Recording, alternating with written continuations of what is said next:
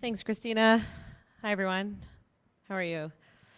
My name is Nikki Shaffeeullah, and I'm a theater artist and a community engaged arts facilitator, a facilitator of different sorts, and the artistic director of the AMY project, the Artist Mentoring Youth Project. And Christina invited me to come here today and talk a bit about a concept she's heard me talk about before, which is the containers that we build in the spaces that we work in. So I'm going to start by just talking about what I mean by a container. So in any work culture, you're going to have an environment created where there's certain levels of safety. And either we do that by omission or we do that by intention. And so this idea of a container is something that facilitators talk about when you're intentionally constructing an environment where you are valuing that safety and growth and productivity in different ways and creativity are all going to be supported in these specific ways as your group works towards whatever your given goal is.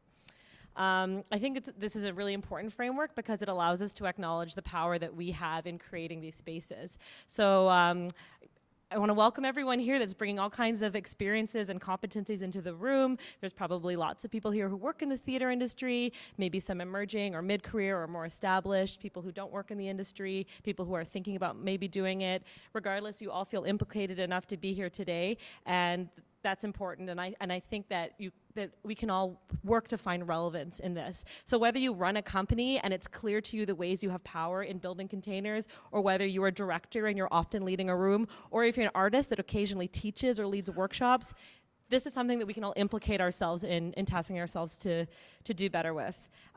So a container can look like, say in a company, or in a rehearsal room, it could be through a 3-week process. There's a container there. Or maybe it's with the core staff of your theater company. That container is built through your weekly meetings and your holiday parties and your special projects and the times that that group is together. So I just want to illustrate that I'm not talking about a building. I'm talking about these spaces that can maybe ebb and flow, and they also shift when new people or new dynamics enter a space, right? A new staff member comes in, something changes there. So yeah, I want to talk about how to build and maintain these things called containers. Why do it? I'm suggesting that we want to build containers because it's a way to build collaborative cultures where people have the skills to be accountable to each other. I'm going to read a little quote from this excellent book called The Revolution Starts at Home, Confronting Intimate Violence in Activist Communities.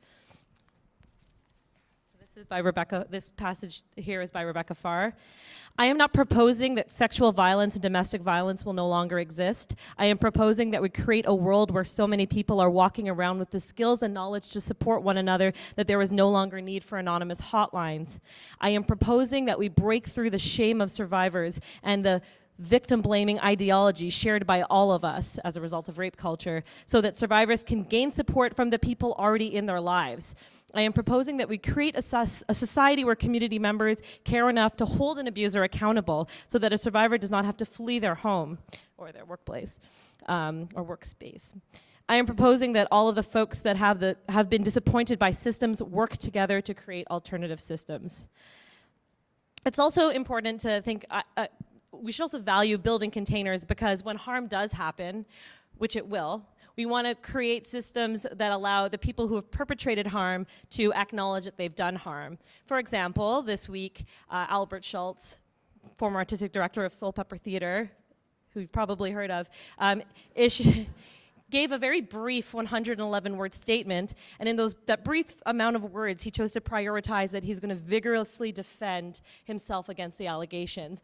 And there's like a lot of people are always concerned when these things happen about how everyone will be impacted, including those who are accused of harm. And I want to emphasize that it's important that people who have perpetrated harm can acknowledge the harm that they've done before healing can begin. So these talks about justice don't say that it's not important for everyone to be able to heal, including those who perpetrated harm, but that cannot happen. I'm going to read another, unless they acknowledge the harm they've done. I'm going to read another quote. This one's by Andrea Smith.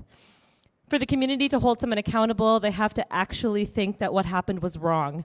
So you can't, therefore, rely on a romanticized notion or even assume that the community actually exists.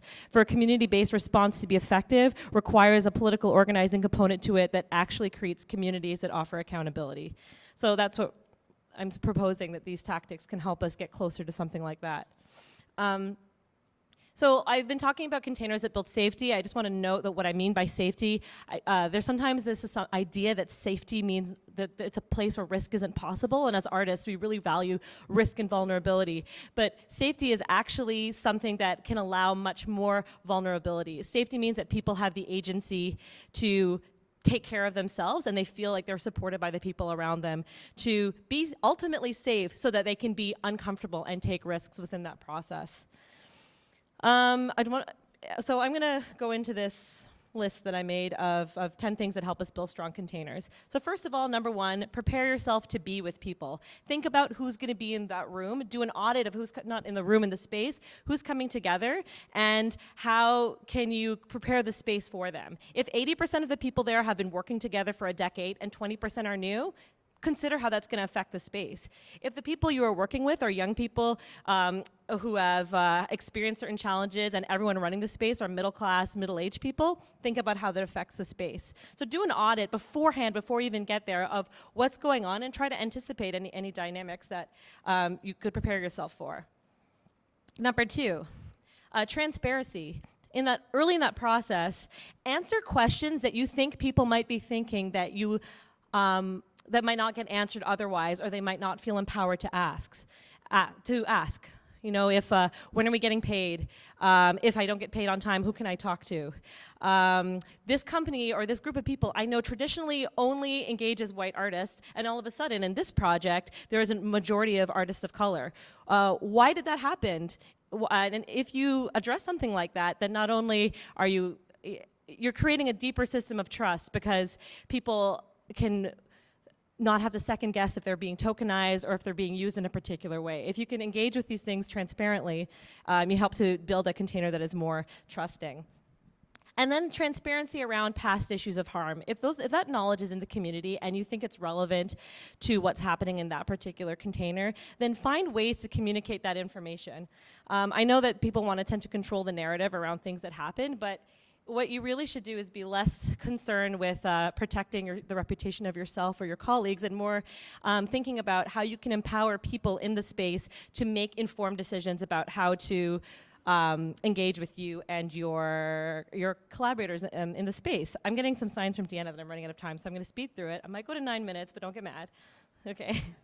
All right. Number three. When you're building the container early on, make the channels clear for where to go if there are issues, and if where possible, multiple channels. Number four, give people space to name what they need to succeed. At the IMI project, we use this tool that I got from Training for Change, an organization I work with in Philadelphia called Minimize, Maximize, and the way we use it is at the very beginning, we take hours together as a group, this group of people that are going to be working together, making theater together for 8 months, and everyone identifies what they personally can do to maximize their own experience of the process, and what they might do that minimizes their own experience of the process. Then they can be accountable for themselves and their own safety and learning. They also name things that other people in the room can do to maximize their experience, and things that they might do that could inadvertently minimize it. For example, I minimize my own experience if I don't ask for what I need, and it'll maximize my experience if you see me go really quiet uncharacteristically, because I only do that when I'm feeling isolated or unsafe, and if you check in with me, that could be helpful. Giving the space, investing the time to have these kinds of conversations empowers people to support each other in these more accountable frameworks. Number five. Find ways to support people in what they need. If you're going to ask people for things, try to at least see how you can give them what they need. If someone says, I really need a gender-neutral bathroom in order to feel safe in a space, is it within your power to organize that for them? If so, look into it. It's challenging if people name what they need, or if they're invited to name what they need and then that can't be met. So think about what you can offer and find ways to do that. Number six. I'm going to skip past number six. Running out of time. Number six is just the myth of family. I'm sure this will come up again, but it's if you say that we're a family and we trust each other, then you're not actually working towards that trust. Trust has to be earned, and relying on this idea that we're a family doesn't allow that trust to be earned. Number seven, push past the myth of that all underground talk is gossip. right? Sometimes talk that happens underground happens because it can't happen above ground, and the channels aren't there for people to be able to communicate what they need to communicate with the head of the organization, with everyone in the room. So instead, look at those moments when you hear that there's gossip happening and think about what happened here in this container that didn't allow that to be at the surface, and what can I do to better enable that? Number 8, don't cling to your own marginalized identities. It's possible that you as a white gay man can perpetrate racism. It's possible that you as a queer woman of color can perpetuate racism, misogyny, and homophobia. These are all possible, and the more we cling to our own marginalized identity, I'm a poor artist, how can I possibly have hurt you, the more we are unable to create these accountable systems. Number 9, time. You need space for things to happen.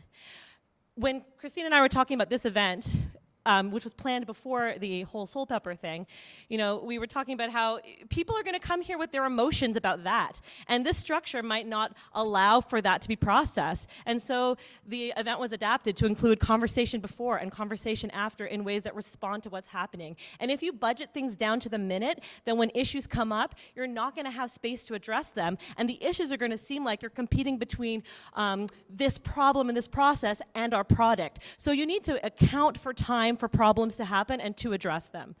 And number 10 is budgeting, because time is money, and adding extra time to a process will cost you money in all kinds of ways. I know that. But you pay for lighting designers because you think that's part of your core work, and you pay for rehearsal space because that's part of your core work. And if safety is part of your core work, then you need to account for time for things to be safe, because it will take longer to do things in healthier ways, and that's just the reality of it. So you need to shift your thinking around time. Capitalism, am I right? In closing, I am so sorry. But in closing, I want to say that there's unique challenges to justice and accountability in all kinds of contexts. And the one that we're thinking about a lot this week, the challenges have to do with the person who was perpetrating harm was extremely powerful, had a lot of social privileges on his side, and controlled a lot of people's careers.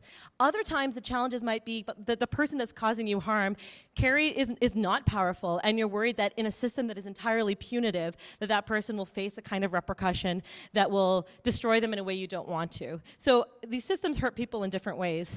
That's why we need systems that can handle complexity.